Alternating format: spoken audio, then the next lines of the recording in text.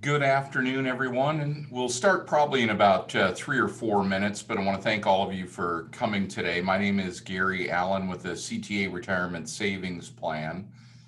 And a couple housekeeping items before we get going is that number one, we will be recording the presentation today. So you won't have to take as many notes as you can in a short period of time. You don't have to worry too much about that.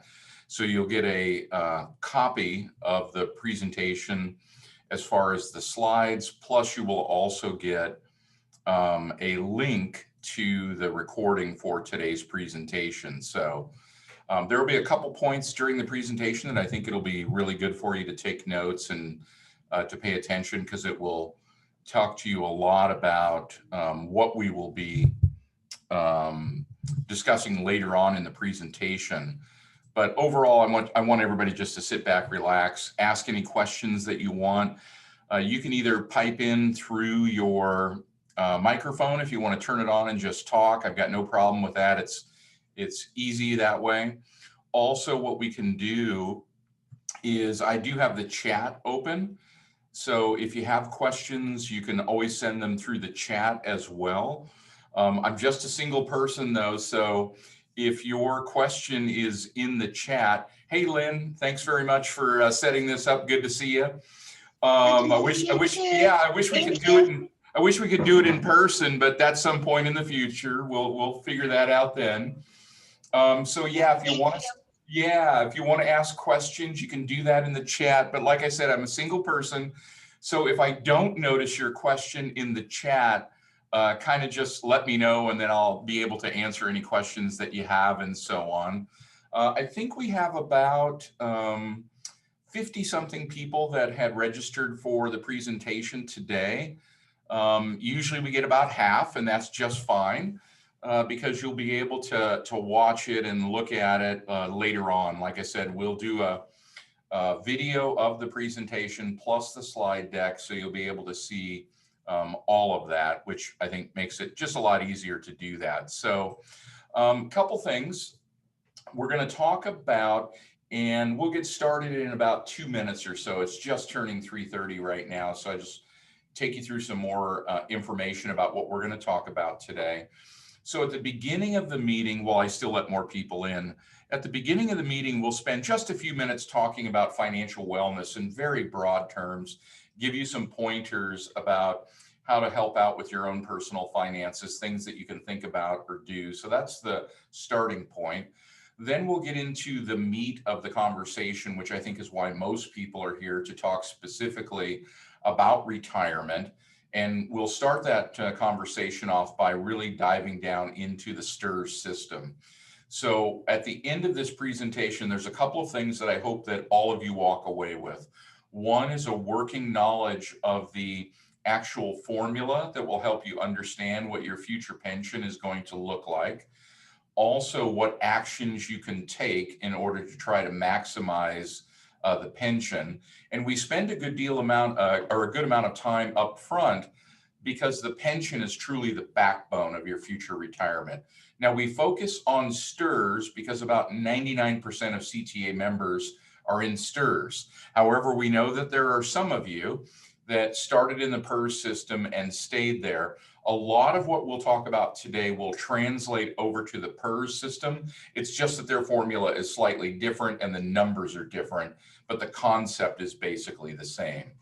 Once we get through that pension part, then what we will do is start talking about what your options are to supplement your retirement account. And we'll talk about why you should even think about supplementing the pension. And you'll have the option of a 403B or a 457. We'll primarily talk about 403Bs because that's what most people use, but we'll touch on some of the differences of the 457 compared to the 403B. Then a little bit later in the presentation, it's a fast-packed hour, so keep up with it today. Later in the hour, what we'll do is actually go through and show you how we go about looking at a list of different options that are inside of a district. We're going to go through Fresno because that's the one that we have set up, and we've done all the information. We do this across the state. But then what we will do is actually show you each of the individual lists that you have, and then highlight the ones that we think might be the most appropriate for CTA members. So, and then at the very end, we'll have a very short highlight of the CTA program so that you know what options you have through CTA as well. So with that, relax. It's not a sales pitch. This is an educational program, and we're going to give you a lot of great information today to walk away with, and you'll probably end up with more questions at the end, and that's just fine. So, all right, have you all memorized that first boring slide? Let's get to the second one. This is the beginning of the conversation where we talk about this idea of financial wellness. And we have only put this in here more recently for the simple fact that a lot of educators, like many other people in the country, are struggling with finances in general. And while this is not a financial planning presentation, we want to be able to give you at least some pointers as to what you might think about to help your situation going forward. So number one is to build a small emergency fund. Why you have a small emergency fund is for what we call the little things in life. So like in my household, must be like a month and a half ago now, the washing machine stops. So then, of course, everything stops in the world. And we have to think about, okay, can we repair it or do we get a new one? We go through that process. We ended up having to buy a new one. It came out of our small emergency fund so that it doesn't impact our day-to-day budget that we have that we're living off of, et cetera. The second one is the idea of debt burden. Debt burden is one of the biggest problems in the United States. It's extremely easy to get credit in this country. And then as you will find out or have found out, that credit cards cost a lot of money in the long run because the interest rates are so high. And people can pile on this debt very quickly. I'm going to walk you through two schools of thought of how to pay off or keep under control this debt burden. The first thing is a little bit of homework on your own time, and that is to literally just write down all the debts that you have, whether it's on a piece of paper or an Excel spreadsheet, whatever works for you. There's two pieces of information that you want next to each one of these debts that you have. The first is going to be the balance that you owe on it. And then the second thing is the interest rate you're paying on that balance. Those are the two things that you want for each of these debts that you have. Then here's where there's two schools of thought. The first school of thought has really been popularized by a guy named Dave Ramsey. If anybody's heard of Dave Ramsey, he's been around for about 25 years now. And he says, go ahead and line up all those debts based on not what the interest rate is, but from smallest to largest. And the idea is to start paying them all off, regardless of what the interest rate is, and starting off with the smallest and then going to the largest. And the reason is because he's looking at it from a behavioral standpoint, that if you're able to pay off a good number of debts quickly because they're small, that will encourage you with this process and keep you going. However, if you think about it from a mathematical standpoint and from an efficiency standpoint, a better answer is to actually take those same debts, put them on your list that you have, but then order them based on the highest interest rate that you're paying to the lowest interest rate, and then start paying off, no matter what the balances are, pay off the highest interest rates first, because it has the biggest impact on your cash flow and the biggest savings for the amount of debt that you have there. Here's the good news about this little story. No matter if you do number one or number two, it works. Both of them can work and get you to the same place. Later on, you'll want to build up a larger emergency fund as your finances get in order. This is, though, don't be confused by this. It's not 3 to 6 months of income. It's 3 to 6 months of expenses. You're just trying to keep the payments going when you have these big interruptions in life. On the next slide, we're going to go through very quickly the idea of saving 10% or more throughout your career for retirement. This is in addition to what goes into the STIR system. If you're not familiar with this and it just kind of happens automatically for you, which it does, You're currently taking about 10% of each paycheck, and it's going in automatically into the STRS system. If you're not familiar with how pensions work, what's happening right now is there's a whole bunch of your colleagues that have already retired. They're living all over the place, and they are earning their pension. Their pension is being paid out. In the meantime, all of you that are here on this program today, you're all still working, and those dollars are being funneled out and go into the big pot that we call STRS. And that's the process. Money comes in and then money goes out the other side, and they invest it in between. What we're going to walk you through today is to show you that if you save 10% or more, but literally 10% throughout your career, between your pension that you're supposed to get plus this extra, you will pretty much replace the income that you have. We'll also show you why it's pretty, the 10% number is very much a goal and an aspiration. Most people can't do it, but we're going to try to get you there.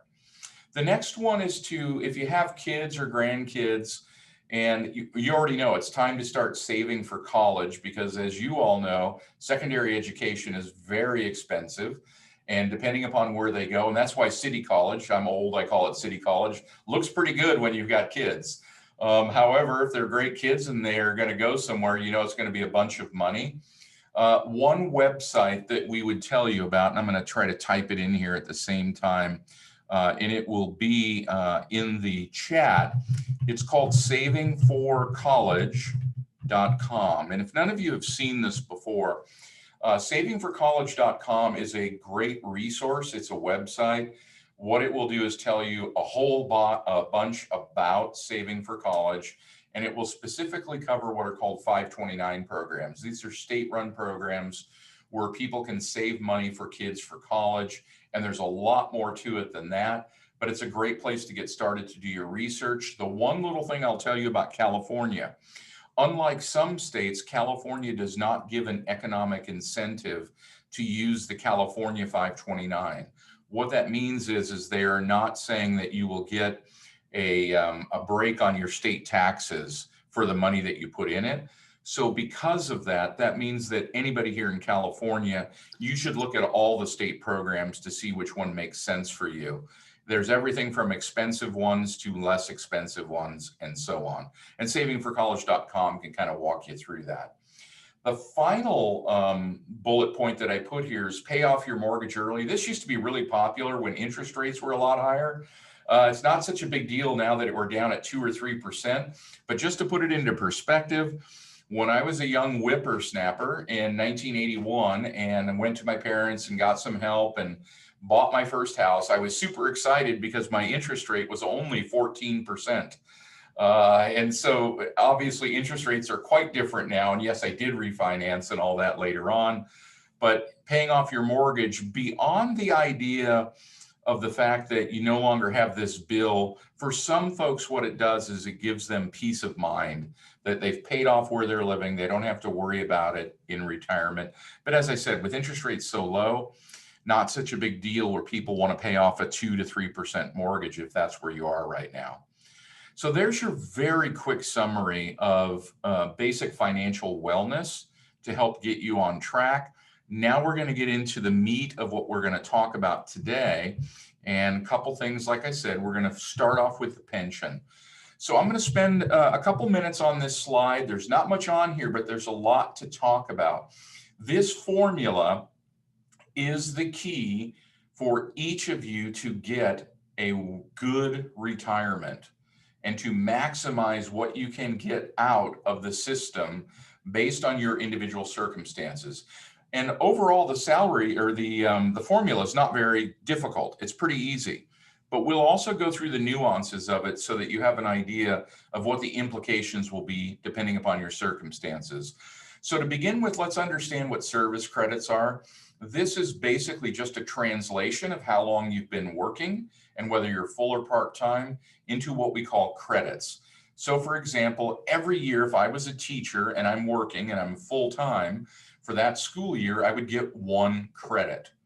And if I'm in a situation where at some point in my career, I'm working half-time, I'd get half a credit. Or if I was working 3/4 time, I would get that. And it's all dependent on that number of days which is considered to be full service for the year. And I don't remember that number, by the way, but I think it's like 180 or 178 days or whatever that number is, but somewhere around there. So that's the service credits. Then what you're going to do is you're going to multiply that in this formula by what's called an age factor. We'll get into the details of what the age factor actually represents.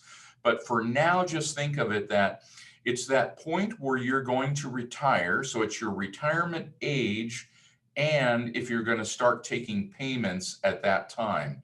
So for example, if I'm age 63 and I retire, there's going to be an age factor on a table that I'm going to show you that will translate my age 63 retirement age. So that's called an age factor. It's a percentage.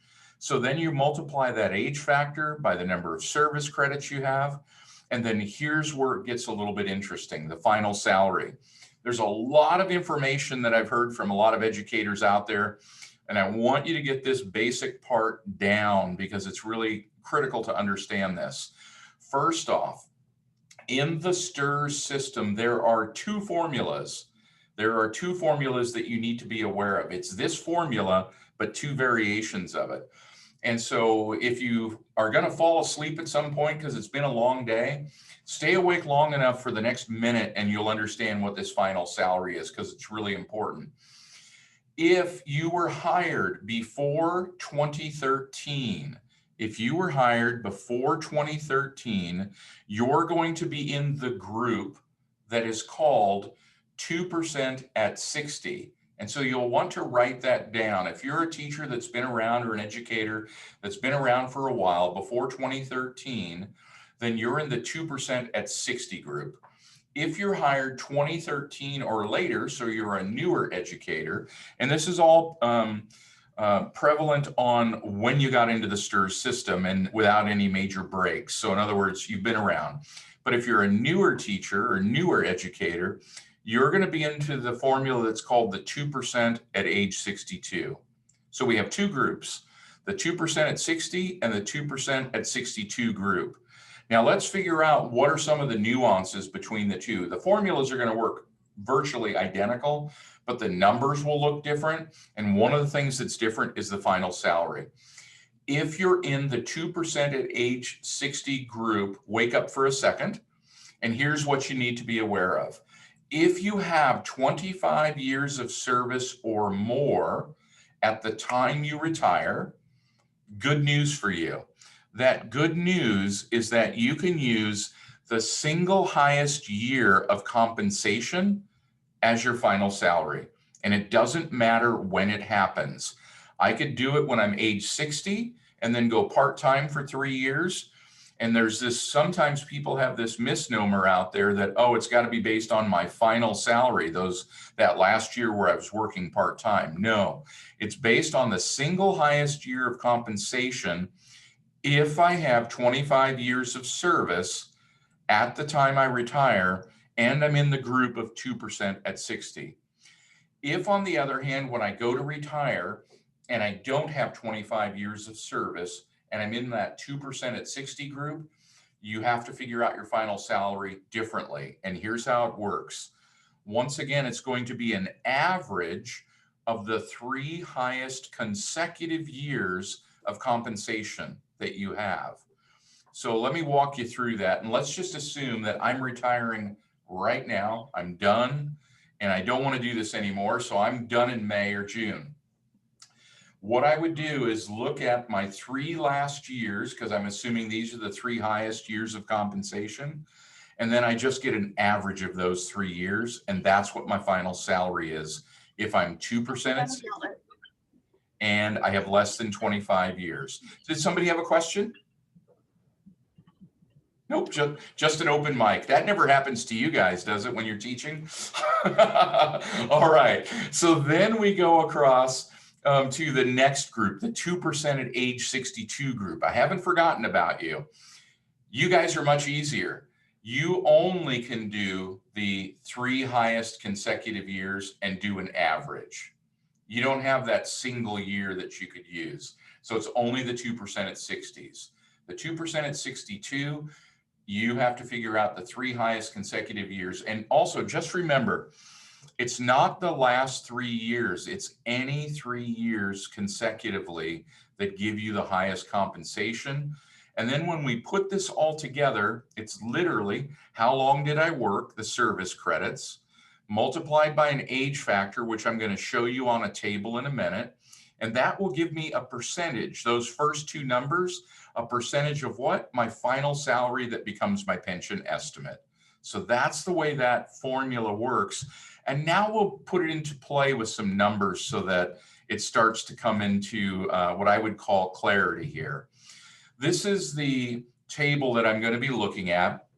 First thing I will tell you before you look on here and go, I'm not on the table, I don't exist.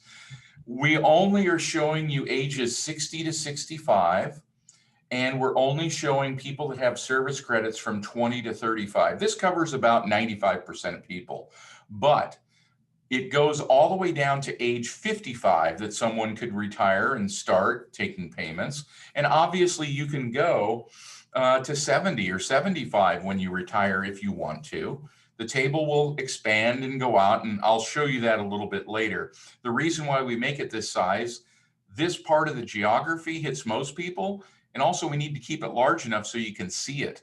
If we showed you the whole table, you'd just be going, well, Gary, I can't see a damn thing. This is really helpful.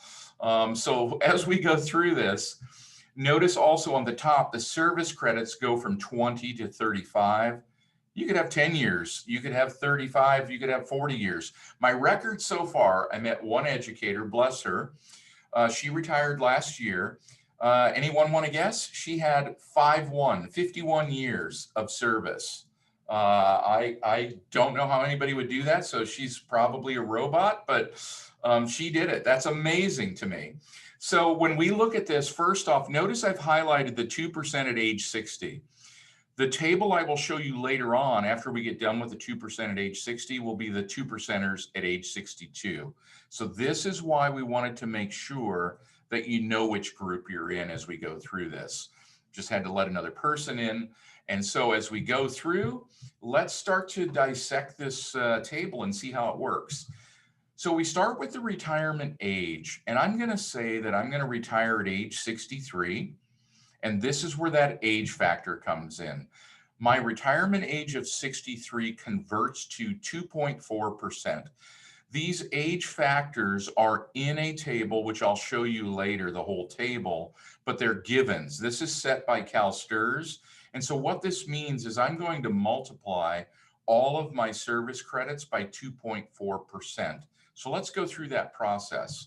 Up on top are the service credits. And in my example, I'm going to say I retired at age 63. I have 25 years of service.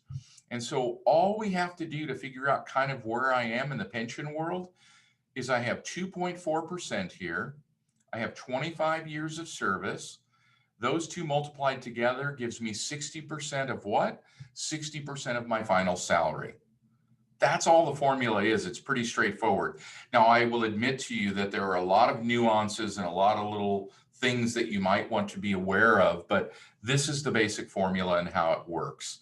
So in this example, I would get 60% of my final pay for the rest of my life. And the good news is in this situation, there is a cost of living adjustment process that's built in.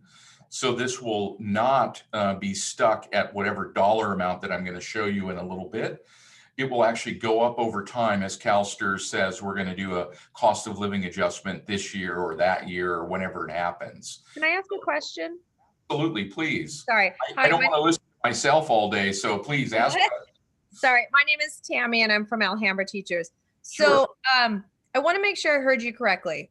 I personally have 23 years in the district right now, and I'm 50. So I'm not going to be retiring for a bit. But you said that for my group, it's if I hit 25 years, it's my highest salary. Is it the highest salary after my 25th year, or is it any time in my career as long as I go at least 25 years? Anytime in your career. Oh, sweet. Sorry. Yep. Don't stop too soon though. You want to keep. Oh no, I'm not. I really want to go, but I mean that just makes that's good. But it's not. It's only our base salary, correct? It's not anything That we. is, yeah, Okay. base salary, none of the extra stuff that we'll talk about in a couple of Okay. slides. Great. Thank you. Absolutely. And then realize as well here that when I do this, let's translate it now into some dollars so that it makes sense.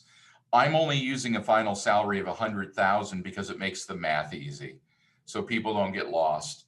But in essence, this same scenario that I did, 25 years of service multiplied by the age factor of 2.4%. That gives me my 60% of $100,000 because that's my final salary.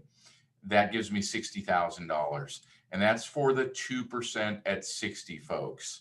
Now, the next slide that I'm going to show you is probably the most important for the 2% at 60. And the slide after that will be the most important for the 2% at 60 tours. And what we're going to do is now put this all together into a single slide that will show you the impact of retiring earlier or later and what it might do for your overall pension. So a couple things that are on here that you may not see because you can't see it because it's small for you. At the bottom, there's this thing called a career factor, and I'll talk about that in a minute. But remember, you're going to get a copy of the slides, and you're also going to get this again so you can catch up on it. The general thing I want to cover with you is let's start with my example that I used. I started and I retired at 63. I got my 2.4% age factor, which, by the way, is the max. Okay, it doesn't go higher than 2.4%. That's why I'm using the age 63 for this example. I multiply that by my 25 years of service, and that gives me 60%. Now, what's the impact if I decide to retire earlier? Let's say that I get to age 60 and I say, no mas, I'm done. I can't do it anymore. So what happens? The first thing is there's an adjustment. I'm no longer retiring at 63. I'm now retiring at 60. So we have to look at this age factor, and we go all the way up to, and it's now 2% for each one of the years that I worked that I'm going to multiply by. Why?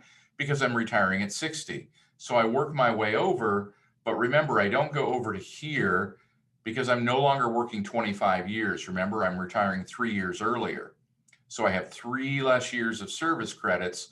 So now I'm 2%, 22 years, 44%. So there's the big drop off for just a few years of waiting. It goes from 60% down to 44% of what? My final salary. So now let's talk about that. I may have retired and said, man, I screwed up. I shouldn't have done this. This is too big of a hit. I can't live on this the rest of my life. My plan B might be that, well, I could go back to work, but I really don't want to do that anymore. But I could go to work somewhere else, something new where I might feel fresh and want to do something different just to pay the bills. Remember, this 44% is locked in only if I start taking payments when I retire. It is not locked in if I do one thing, and that is delay my future payments. So I can retire at 60 and say, please don't send me my pension now. I don't need it. I'm working, doing something else. And if I do that, here's what I can do. I wait 1 year, 2 years, and 3 years. I can build this back up to 53% compared to 60%. The reason why it doesn't go back to what it would have been is I get the full age factor effect. But remember, I don't have more service credits. I stopped working at 22 years. So that's how this works. Now, here's the trade-off. You have to look at your situation at the time you do this, wherever you are on the chart, and decide, do I want to take the payments now, or can I delay if I want to max out the age factor? The offset of this is you're delaying 3 years of payments, which means that's money up front that you would be receiving, versus waiting to get a higher payment that lasts the rest of your life. The things you want to consider: what kind of health am I in? Am I going to survive a long time? These are the same kind of decisions, by the way, that people think about with Social Security. Should I take the payments early? Should I wait until later? And it has the same type of impact on Social Security payments. I see a short definition of base salary in here in the chat. I'll get that for you in just a second. I just want to finish my thought off here, because if I don't, I'll forget everything that I said.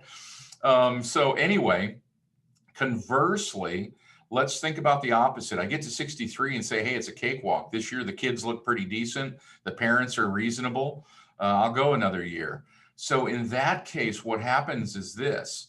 You go from here and you stair step up instead of stair stepping down. You get another year of service credits, but notice no bump in age factor because that's been maxed out. That's why this goes up a little bit less compared to this period of time, because you're getting both service credits and an age factor bump. Here you're not, you're just getting service credits. And it continues on. If I did 29, 30, 31, 35 years, it would drop off to the right side of the page, would drop off, but it's in the table and it works, and you would continue to get more money. So that's the basics of this chart. You may hear from some of your colleagues, they don't wait until 63 to retire. They say, hey, I'm going to max out my age factor at 62. How does that happen? It's the little thing that you may not be able to read down here. A little bit of trivia. If you have 30 years of service by the time you go to retire at age 62 or whatever year it is, then you get an extra 0.2. So 0.2 plus 2.27. You don't get 2.47, but you get the max 2.4 because that's the maximum amount that it goes to. So those long-term teachers that are in the 2% at age 60 have an opportunity to go out at 62 with the max 2.4% if they reach that 30-year criteria. So the question that came up that a person asked, so thanks for the question, is what about base salary? Is compensation for department chair duties or stipends included? I can't answer about the department chair duties. I don't know the answer to that. The stipends, definitely not. Also, if you're doing like extra stuff, like if you're teaching summer school and those types of things, that's beyond the base salary. Your base salary, as I understand it, and the cool thing that you can do here, and I'll put this in here now, all of you should go to calstrs.com at some point. Don't go there now because then you'll leave and I'll be all alone. But if you go to calstrs.com, what you'll want to do is that you'll want to get your credentials so you can log into the CalSTRS system. That will tell you exactly how many credits that you have. It's very rarely that it's 23. It's usually like 22.794 or something like that. These are all just averages that we show. So that's the perfect part of it. My wife is interrupting me now with calls and with a text message saying that her car is ready and can be picked up. So please excuse me for one moment as I type into my chat that yes, I can pick you up and take you to get your car. This is the world we live in right now, right? I mean, it's just everything just comes at you all the time. Let me see where the chat is, and I totally apologize about this, but if I don't do this, I'll be fired by my ultimate boss. So this is where you're seeing a grown man cower. Okay, so type message, I got you. Okay, back to 403B world. Now, what I was doing with that definition is the fact that when you look at things, what happens is it is your base salary. I can't tell you about the department chair aspect or any of that and how it works, but if you go to the CalSTRS website, they have a handbook and it's a PDF format. You can just download it, take the whole thing, and you can go in and actually look at the definitions of each of that. So glad to see a nice husband, bravo. Oh, thank you very much. I'll take the credit on that one. Do they round off the service credits if it's a decimal number? No, they don't. The service credits, when you get yours and you go into the your account there, it might show something like 19.6358 or something like that. So they don't round these off. We've rounded it off only in our table so that it's easier to see and to understand. So just be aware of that. Now and remember, what did we just cover? We just covered the 2% at age 60 group. Now we're going to see the 2% at age 62. So notice different table, same general stuff. Notice what's happened. The age factor is now going down further. The 2.4 maxes out at 65, and the 25 years of service like I had before, and I get back to the 60%. So literally, and you might ask, well, why do they do this? Making these adjustments in a pension with so many people. So for example, you've got probably 3, 4, 500,000 people in the system, 300,000 that are active, probably another 3, 4, 500 that are retired. Just by moving this out a few years, and that's really what's literally happening here, that makes a difference of billions of dollars of the future liability. This is how you, quote, try to fix a pension system over time. Because a lot of times we'll get questions about, well, is CalSTRS still going to be around and all those types of things? The answer is yes. But what's always in question is what will the benefit look like by the time you get to retire? And remember, your contract won't change typically. It's the contract for the people coming later. So don't disconstrue that either, that I'm saying your pension's going to change. That's just the way they do it going forward. Now, I promised you we would look at the age factor table. This is from CalSTRS. This shows you, and there's two groups that we're looking at here. There's your 2 at 60 and 2 at 62. This is that age factor, and this is the given in the formula based on if I retire at 55 and I start taking payments, then it's only 1.4% for each credit that you have. So if you had 30 years there, you would get 30, that'd be 42%, but it'll be a little bit more because if I had 30 years, what do I get? That extra 0.2. So it'd be a little bit more. But if I only had 20 years of service in at 55, took that would be 20 times 1.4%. That's 28%. That's not a lot compared to if I waited till here or here. And I just highlight these because this is the name of the formula as to what it is. But there's your difference. And you can see max out at 63 with the 2.4, max out at 65 with the 2.4. So before we move forward, questions, because I know I jammed through the pension part really quick, but I want to make sure that you have a working knowledge of, this formula. All it is how long you've worked, the age factor, multiplied by the final salary gives you this pension estimate. And then the only nuances of the differences are this, the 2% at age 60 or 2% at age 62. Just make sure you're using the right table to figure it out. And if you're smart and go to the CalSTRS website, you don't have to look at a table. You can get your credentials, log in, and it'll tell you everything that you need to know. Do they round off the service credits? The second part of the question, I'm sorry I missed that. Is it worth it to buy service credits? My answer on this will probably not do much for you. Maybe yes, maybe no. It depends on your individual circumstances. And all I can tell you is that the later that you wait to do it, the more expensive it becomes. If you do it earlier in your career when you're younger, then the payments are a lot less at the time. Another question that often comes up, what about unused sick leave? Yes, you can convert unused sick leave into service credits. The way it converts is, and I'm just going to make up the number because I don't know the exact number, but let's say that it's 170 days to give you a full year of service credit, right? 170 days equals 1 year. If you have 170 days of unused sick leave, you could convert that and get an extra year of credit. So that's what you do with that. The other thing, the question that comes up is the supplemental STRS. We haven't covered supplemental STRS. That's that extra pot of money that you see that grows over time as you do extra things like summer school and so on. You should go and look in the handbook. There's either 4 or 6 options of what you can do with that money at the time you retire.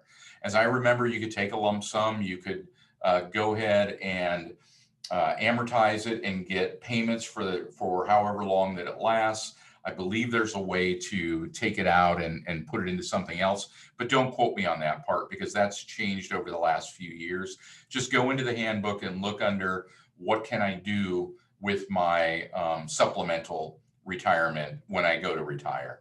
So 3, 4, 5 options. By the way, if I haven't said it yet, if you're within 5 or 10 years of retirement, and even longer if you want to, very worthwhile to go to CalSTRS and actually book an appointment with one of their counselors. These are people that will walk you through the entire system and look at your individual circumstances and give you spot on answers. In this type of environment where I'm dealing with 3 districts and a lot of different people, don't have the time to go into the individual circumstances, but we want you to have a working knowledge. So this is that CalSTRS age factor table. You can find it at the CalSTRS website. Very easy, and you can always just Google it and it'll just show up. So really easy. Now at the end of this, you may go, you know what? Why do I even need to do anything else? This is going to be a pretty good pension. Here's what the numbers are. About 12,000 of your colleagues on average retire every year. When they retire, the average is that they're going to earn from the pension about half of their final salary. 50 to 60% are the numbers that we see from the data that we get. Why is that? Because it's an average. There's a lot of people making more than that. There's a lot of people making less than that. But it's an okay idea to think that, okay, 50 to 60% is roughly what I'm thinking. That's not as bad as you think. It's actually a really good pension, number one. And number two, remember, you're not living off 100% of your salary because 10% automatically gets taken out and gets thrown into the pension system. So you're really replacing, if you want to maintain your lifestyle, you don't need to replace 100% of your income. You only need to replace 90% of it or so. So that 50 to 60 is getting you closer than you think. So it's a pretty good deal in that sense. So what's the whole point of 403Bs and 457s? It's to fill the income gap, nothing more, nothing less. It gives you flexibility. It gives you options. It gives you another pot of money that you can work with. That's all that it is. The next slide. This is that 10% that I talked about.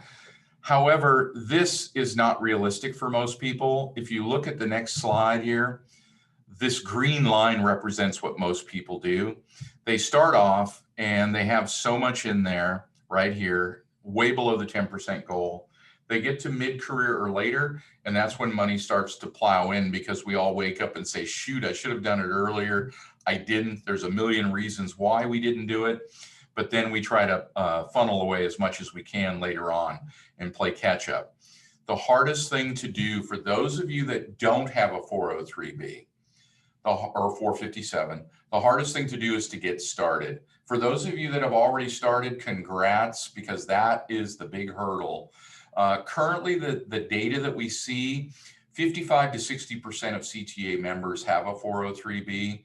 Around 40% do not. And that's just, very broad numbers. So here's the basic info. I've got 403Bs on this screen. I will also on this slide, though, tell you 457s. The contribution limit for 2021 is $19,500. That's the max that you can put in a year. Notice that the average CTA member, the real number is $502 is the average from the last data that we looked at. That's far below the $19,500 max. If you happen to be 50 or older, that blessed group like myself, then you could put in another $6,500 to do that. And that would get you up to $26,000 a year. The 457 has the exact same limits for this year. So it's $19,500 and an extra $6,500 if you happen to be 50 or older. The whole 50 or older thing, if, for example, I turned 50 this year on December 31st, I would qualify to do the catch-up contribution. It's only in the year that you turn 50, no matter what day it is, that's when you qualify to do the catch-up. Remember, though, you don't need to do the catch-up if you don't max out the 19.5. That's just an additional amount above and beyond that. So there's the limit for 403B. It's the same for 457. The special catch-up contribution, if you haven't been saving, this is a way that you can actually put more money in. It's beyond the scope of this presentation, but literally in the last 3 years, You can put in a lot of extra money if you have it at that point to do it. This is the primary difference between the 403B and the 457. The 457 also has a special catch-up contribution. It's actually richer. You can put in a lot more in a 457. That's why right now it's about 98% of the folks that we have that are saving are doing the 403B and not the 457. But there is something unique for you guys and for others that are in this type of plans. You're not actually limited by the 19.5 or the 26,000. If you hit those limits, you can double them because you can open a 403B and a 457 at the same time and fund them both in the same year. It's just these limits are particular to the 403B or the 457, but combined you can have both of them. Now, the other big difference between 403B and 457, in most districts, true of the ones that I looked at, your three, the number of vendor choices in the 403B side is much larger than the 457 side. The other disadvantage for the 457 is if you open a 457 and for whatever reason you don't like that vendor at some point, you cannot transfer it to a 403B if you're still working in that same district. It can only go into another 457 vendor. That's not true with 403B. You can throw it into a 457 if you want.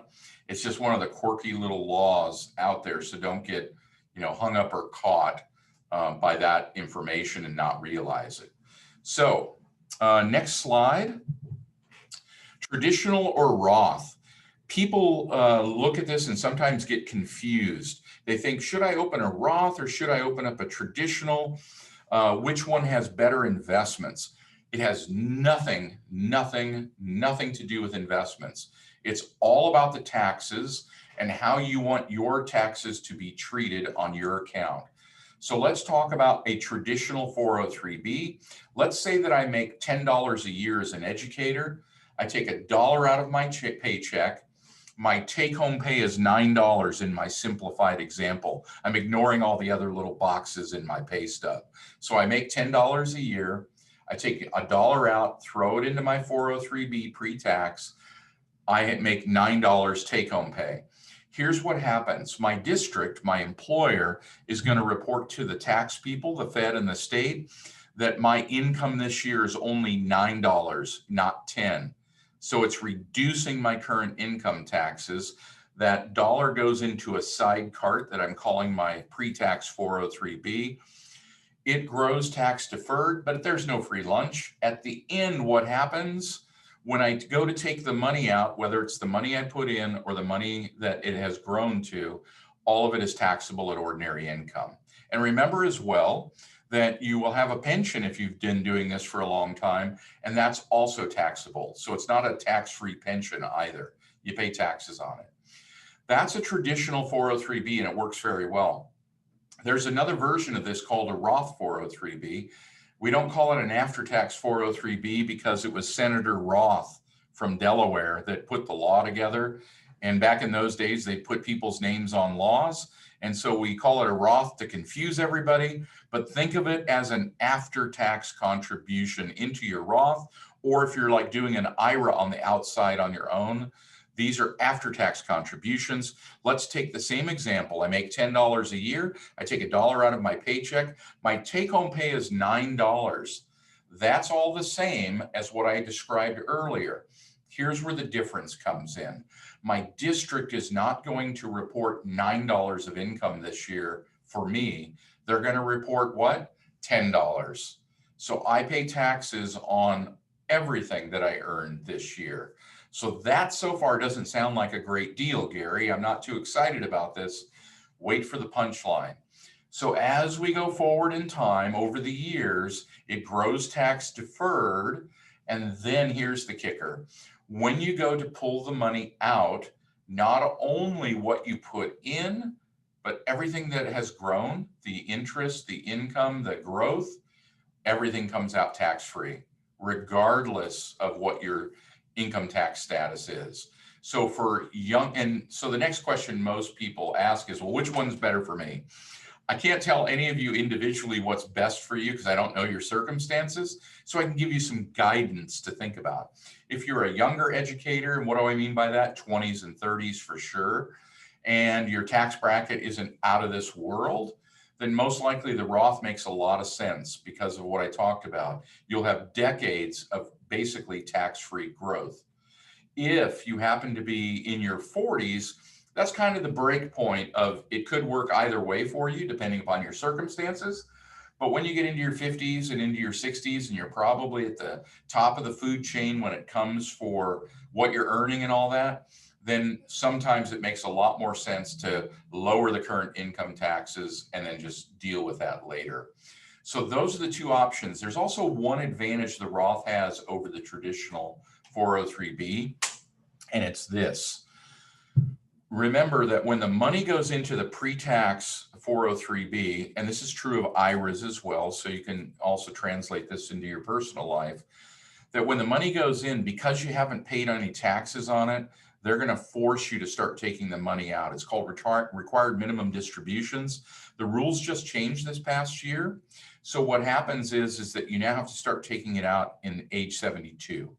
Used to be 70 and a half, and now it's up to 72.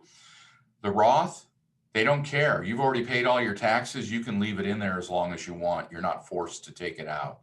So that's also a difference that you need to think about considering.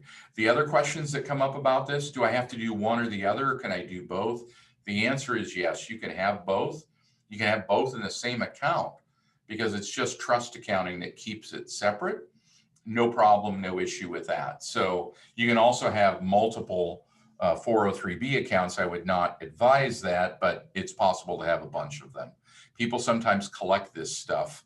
It's kind of what we do. So what I'm going to do now is I'm going to put on the screen for you, and I'm just putting it into the chat for you. We're doing a survey. We've been doing it at all the conferences. We're doing it here. It's a short survey that will only take you about a minute, maybe 2 minutes at most. And it's a little bit about retirement and where you are, what you're thinking, and so on. So the idea here is we want to get good information about the membership, because what we're trying to do is figure out, okay, what other types of workshops and different things do we need to put together where people are having issues or not having issues and all that. So, and at the very end, it'll ask for your email. That's only if you want to get the survey results, which we'll release at the end of March, I believe is when it's done. If you don't care about that, I don't care either. Don't give us your email. We're not using it for anything else. It's up to you. Is it possible, and we're reading a question here in the chat while you guys are doing it, is it possible to switch from traditional or Roth if we have already started one to the other one without starting a new 403B or IRA? Short answer is maybe. It depends upon the product or the type of product, and we're going to go through products next. But it depends upon the type of product you have. Some products are eligible for Roth. Some products are only eligible for pre-tax contributions. So it depends upon the vendor and what they have. As far as your guys' districts, because the districts determine whether you can even do a Roth or not. And I did check before the presentation, all three of you do allow Roth contributions. So that's why I went through the full part of that. If all three of you had districts that said, yeah, we don't do Roth, then that slide would have been about 30 seconds. All right. So now we're going to spend some time that we have, and we have about 9 minutes until we hit the 4:30 mark. I'll probably go about 5 minutes over, maybe 7 minutes over. And so if you have to leave, if you've got a hard break at 4:30, don't feel like you're going to miss anything because we're recording it, and you can pick up the last part later on if you want. So I just don't want to not get through the information that I think is important for all of you. So on this screen, what we have here is we have the three types of products that most often you will see that salespeople are trying to sell you. You have the pure insurance products on the left. You have what's called a hybrid product in the middle, and that's because it's a mixture. It has mutual fund-like investments with an insurance wrapper around it. And that's what we call a variable annuity. And finally, on the right-hand side, we have pure mutual fund or pure investment products. So when we look at these three types of products, by the way, there's a fourth one, life insurance. We've seen actually where salespeople come in and try to sell people life insurance as an investment as well. What I'm about to tell you is just my personal opinion. And I'll say it again, it's just my personal opinion. And the reason I say that is that I don't want to get sued. But in my opinion, do not buy life insurance as an investment. What you end up with, in my opinion, is expensive insurance and typically a poor investment. It's like a bad mixture of both. So I've left that alone now, and we'll move on and we'll talk about these products. These products here, we're not going to say that they're good or they're bad just by their nature. We're going to compare it to what you're trying to do, which is to save for retirement. On the left-hand side of the screen, the insurance products, these have what are typically called a guarantee. There's some type of guarantee in the program. What are you giving up for that guarantee? Because there's always trade-offs in life. What you're giving up is the growth.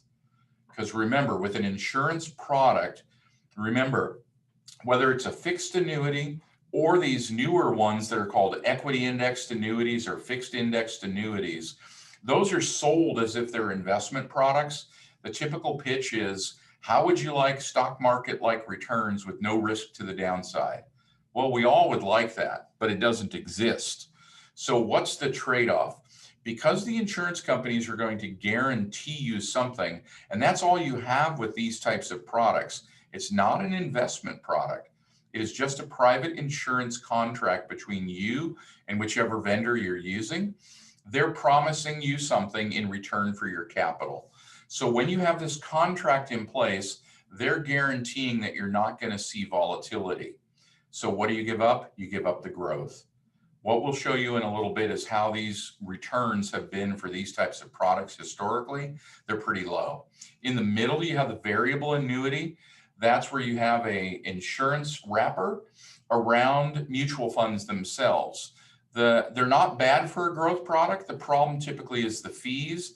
Finally, you have mutual fund products on the right-hand side. Those, in our opinion, are where people should be focusing if you're a CTA member, is to get growth, and I'll explain why in just a minute.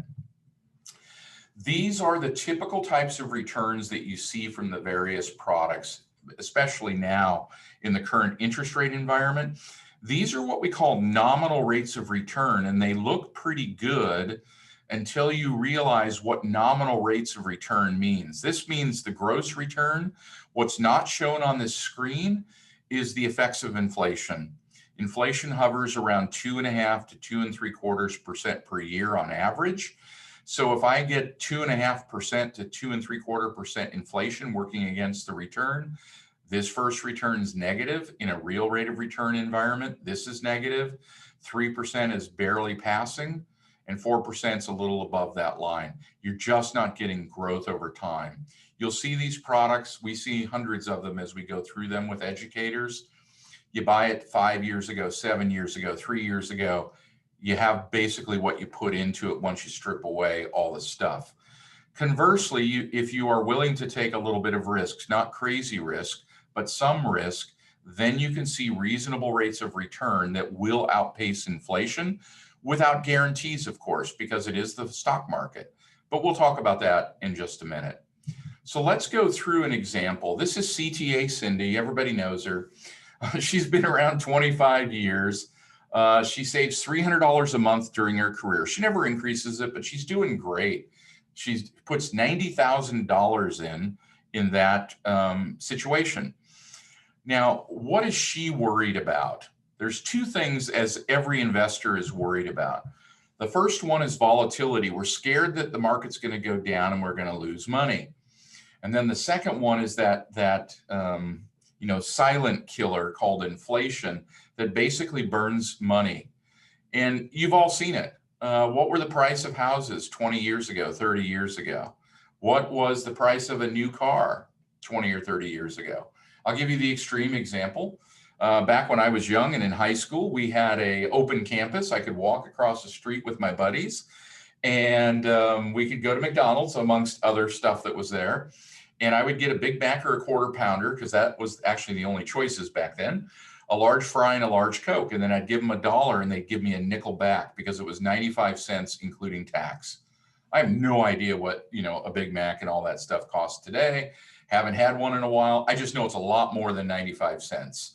That's inflation. We never see it on an individual basis every day, but we see the impact of it later on as prices keep going.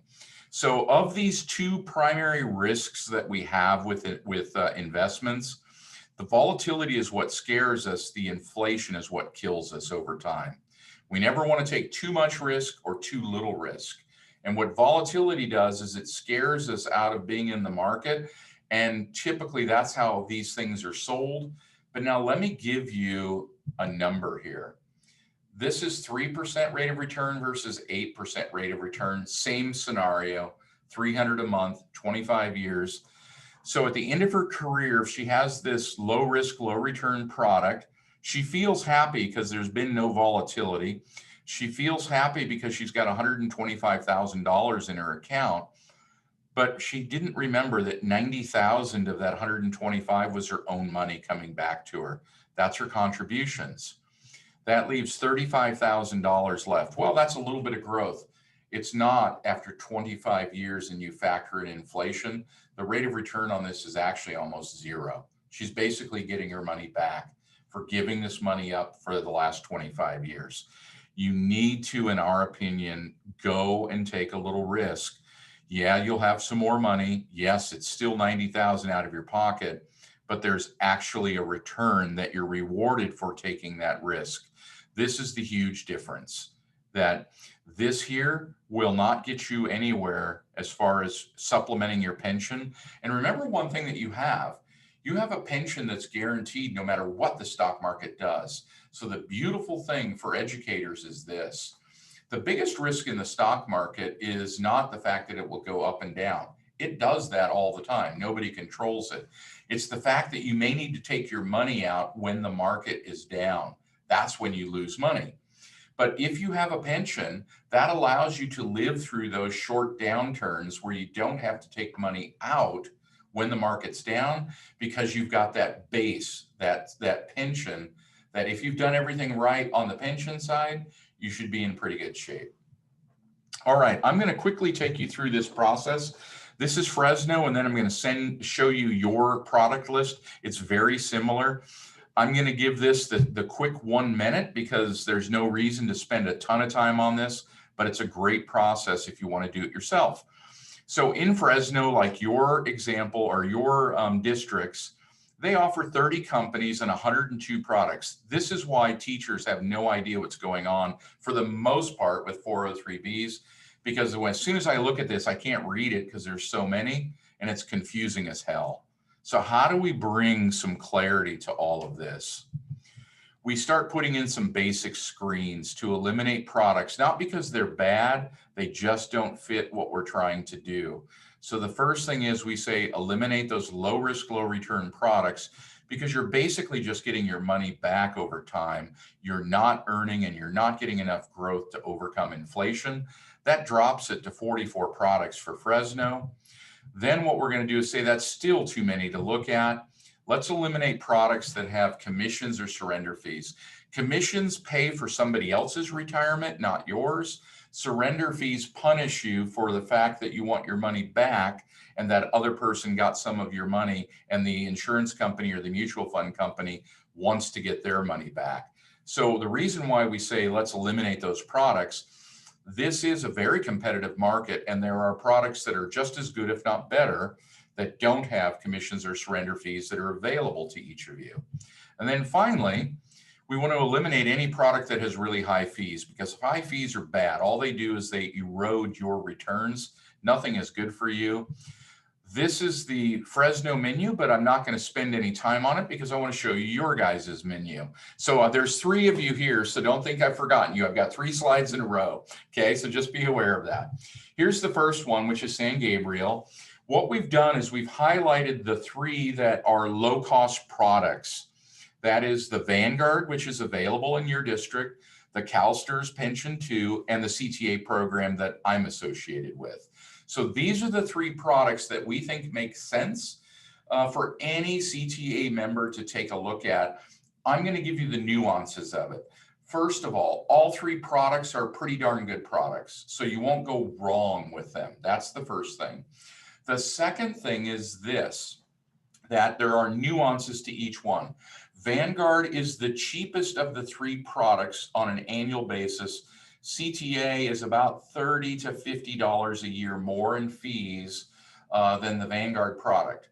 And then CalSTRS Pension 2, depending upon which flavor that you use, is about the same as the CTA price or higher. And I'll get to that in a second. So as a CTA member, what would I consider or think about? Because I have three good choices in this district.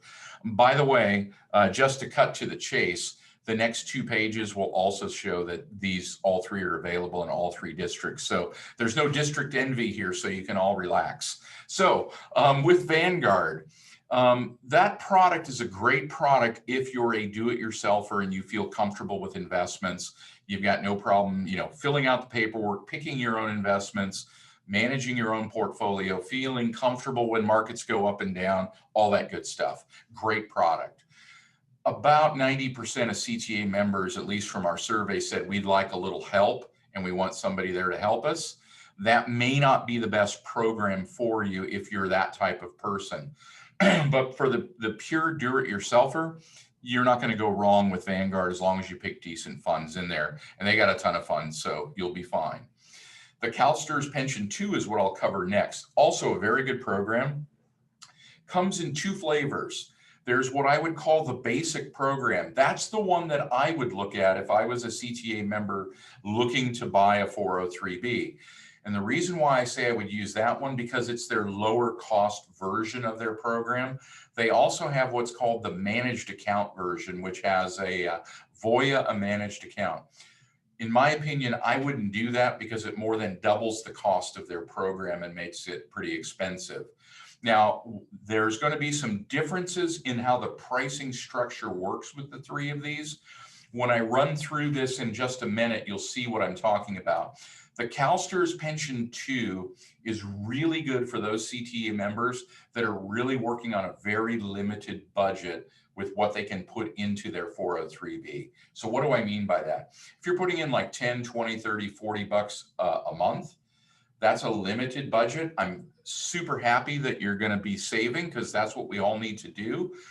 But the structure of their program is better for those types of accounts that have a very small amount going in, as long as you don't pick the managed account option. Stay away from that, and it'll be a good program for you. The CTA program is great for those people that are putting in more than that, and it's because of the fee structure that I'm going to show you in just a second. So there's the San Gabriel list. Here's the Alhambra list, which is very similar, but there's a few different products on there.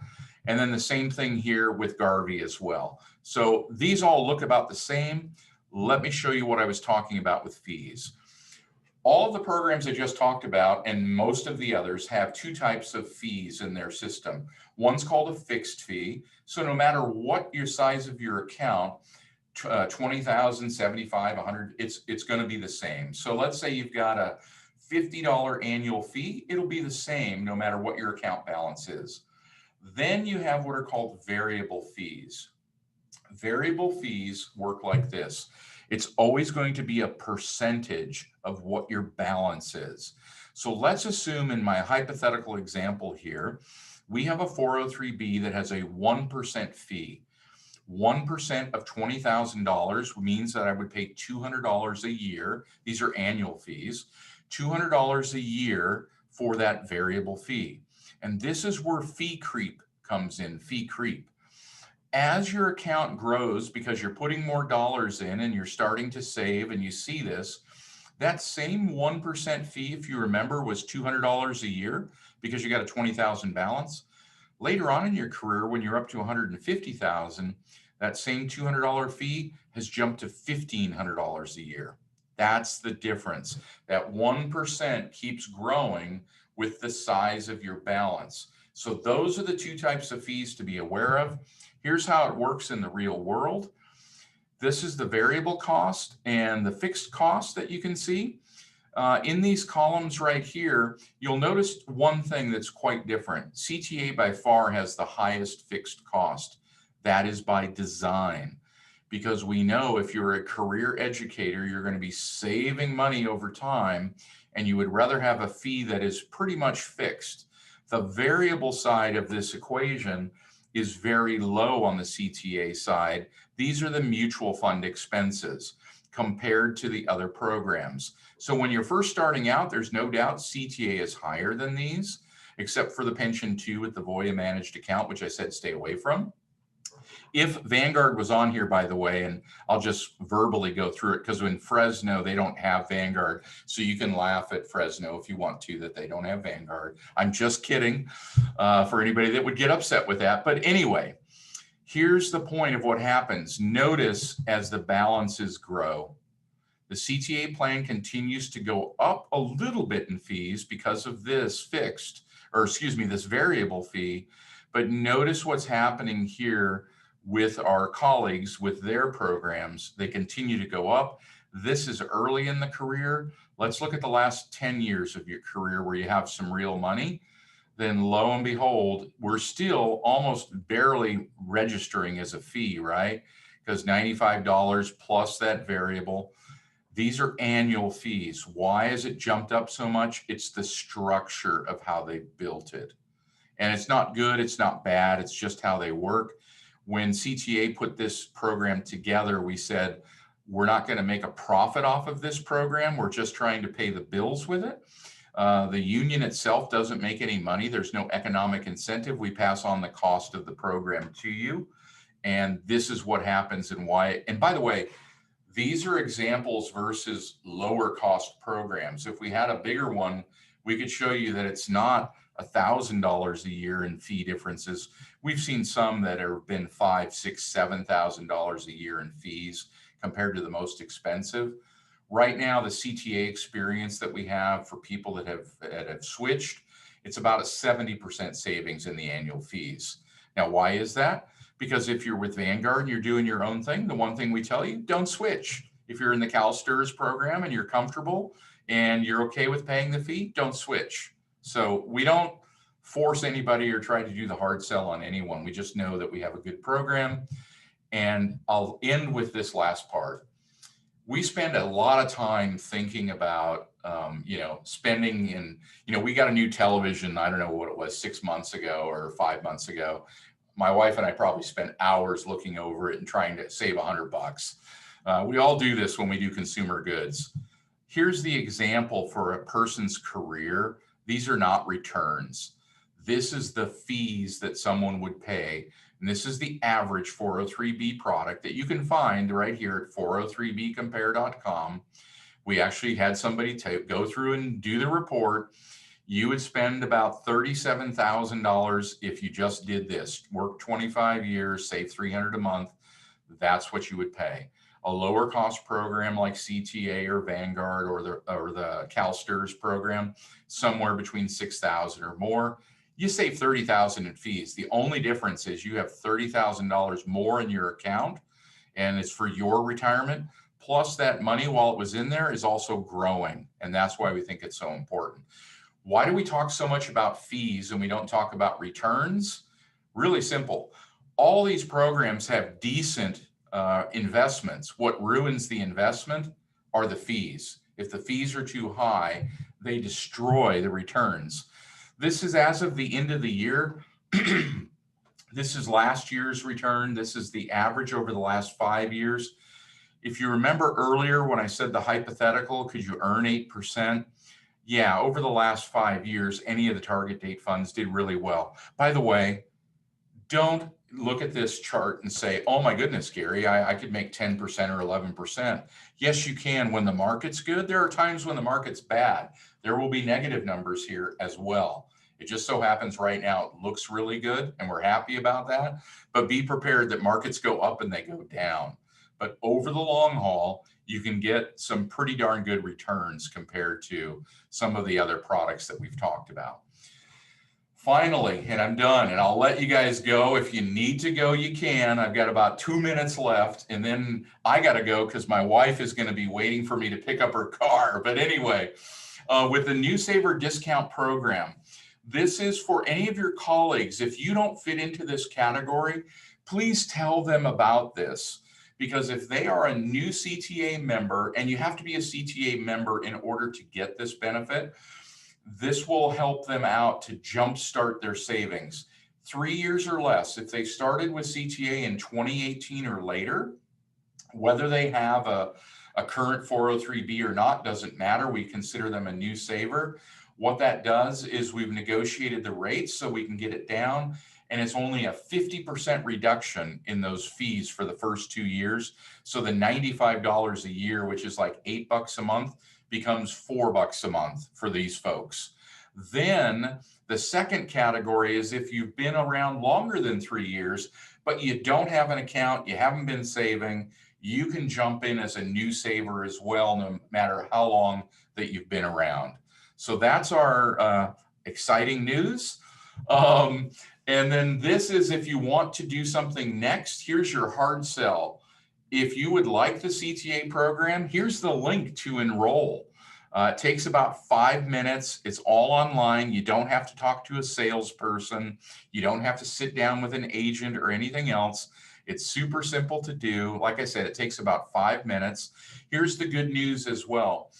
Each of the 3 districts that I'm talking to today in this group, we are integrated with those districts, so you do not have to complete a salary reduction agreement. This is actually from a presentation that we did earlier today at noontime, and that wasn't changed for me. So you don't have to fill out a separate SRA. It's part of the enrollment process if you do that. If you are interested and you already have a 403B, we do have a review service down here. Same thing, here's a link.